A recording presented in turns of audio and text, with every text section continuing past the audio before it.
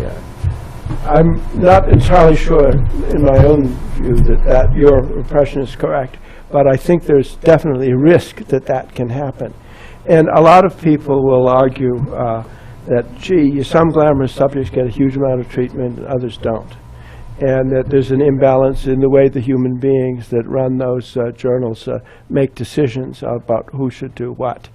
I mean, who should publish what, and what gets the spotlight at any given time.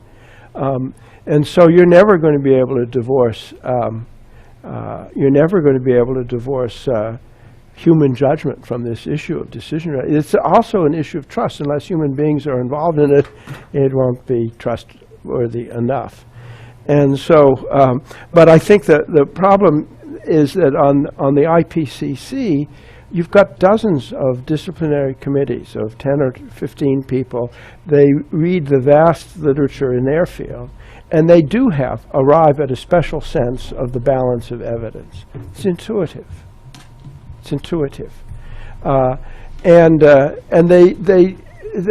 they arrive at this intuitive judgment, I think, largely the way any academic would, by arguing back and forth and so on. And then when they can't agree, they drop it or they demote it. And so that's a human process.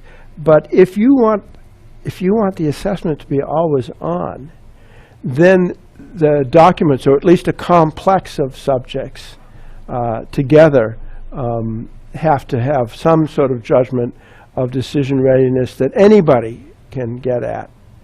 And I think, for example, Naomi did it for the simplest and most global of questions, right?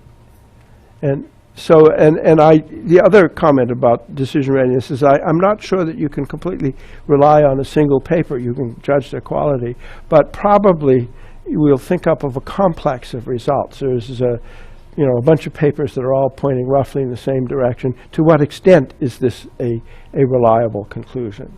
But I do think that unless the user can get at an evaluation when that person finds it on the web, you're never going to have a system that reacts fast enough and with enough capacity to deal with the millions of different uses.